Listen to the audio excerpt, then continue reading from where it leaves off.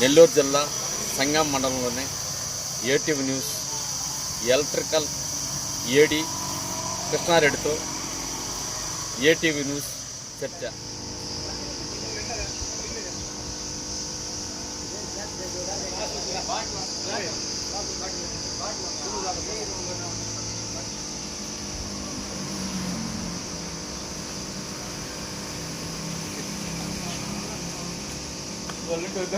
వేస్తాలే తర్వాత సంగతి నేను ఎరగా కూర్చుంటాను కన్నా.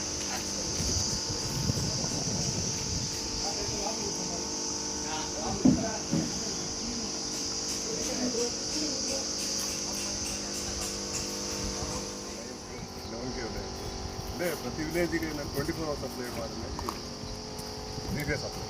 ప్రతి విలేజ్కి 24 hours త్రీ-ఫేజ్ సప్లై ఇవ్వాలని కాన్సెప్ట్. దానివల్ల ఏంటంటే అన్ని మండలాలు మన జిల్లాలో అన్ని మండలాల్లో చేస్తుంది. మొత్తం ఎంత ప్రాజెక్ట్స్ అది? ఇది జిల్లా మొత్తం వచ్చేసి 653 కోట్ల ప్రాజెక్ట్.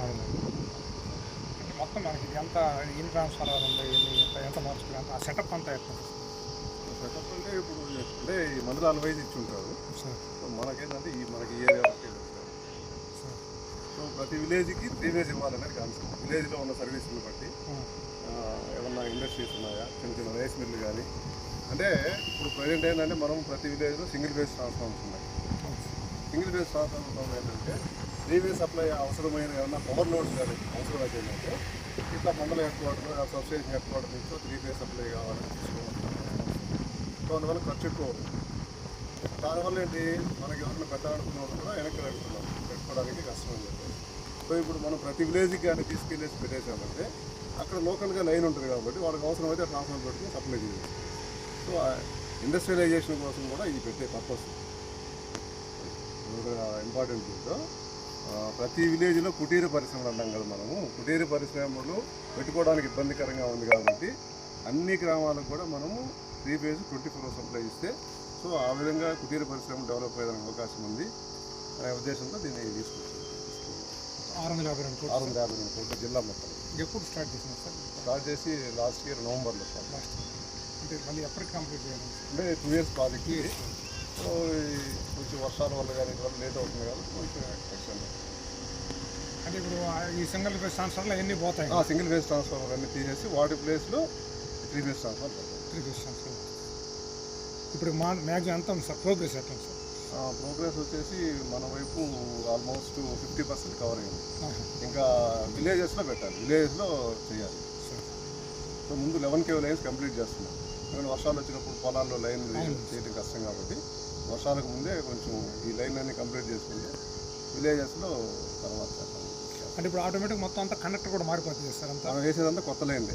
కొత్త లైన్? పాత లైన్ అంటే మ్యాక్సిమం పాతంతా కొత్తదే వస్తుంది. మనం కొత్త లైన్ సపరేట్గా వేసుకుంటున్నాం. ఉన్నాయన్నీ అగ్రికల్చర్ ఉన్నాయి. ఒకవేళ 24 hours కానీ ఇంతకు ముందు కానీ ఉంటే ఆ 24 hours ఎక్స్టెండ్ చేసుకుంటాం. ఇప్పుడు ఎవరో ఒక రైస్ మిల్కి తీసుకొని ఉంటారు, మళ్ళీ ఇంకొక లైన్ ఇక్కడి నుంచి చేసుకోవడం అనవసరం కదా. ఆ ఒక్క రైస్ మిల్ నుంచి ఎక్స్టెండ్ చేసుకుంటాం. సో అట్లా అదేమన్నా ఉంటే, లేకపోతే మనం ప్రతిదీ సబ్స్టేషన్ నుంచి కొత్త లైనే తీసుకుంటాం. అంటే దానివల్ల మ్యాక్సిమం కండక్టర్ కూడా అంతా మారుతుంది కాబట్టి కొత్త కండక్టర్ వేస్తాం, క్వాలిటీ ఆఫ్ సప్లై కూడా పెరుగుతుంది. కొత్త కండక్టర్ వేస్తాం, అన్నీ కొత్తగా ఉంటాయి. ట్రాన్స్ఫార్మర్స్ కూడా అన్ని కొత్త ట్రాన్స్ఫార్మర్లు పెడతాం. అది ఇంట్రక్షన్స్ కూడా తగ్గిపోతాయి, చాలా వరకు తగ్గుతాయి. ఎందుకంటే ఈ విలేజెస్ ఇప్పుడు మనం హెచ్డిఎస్ చేసినందువల్ల అగ్రికల్చర్ ఫీడర్స్ అన్నీ కూడా లెంగ్త్ ఆఫ్ లైన్ పెరిగిపోయి ఉన్నాయి. ఎందుకంటే చిన్న చిన్న ట్రాన్స్ఫార్మర్ పెట్టున్నాం కదా హెచ్డిఎస్ స్కీమ్లో. సో లైన్లు పెరిగిపోయి ఎక్కడైనా త్రూ విలేజే వెళ్తుంది, బయట ఎక్కడికి వెళ్ళదు ఇది. సో అందువల్ల లైన్లు తక్కువ అవుతాయి లెంగ్త్. రెండోది ఏంటంటే మనకు అలాంటి రోడ్డు ఎక్కడో పోతున్నాయి కాబట్టి ఇంట్రెస్టెన్స్ తగ్గిపోతాయి. రెండోది ఏంటంటే మనకు లాసెస్ కూడా తగ్గుతాయి. వాళ్ళు చెప్పినట్టు లాసెస్ కూడా తగ్గుతాయి. Okay sir, thank you.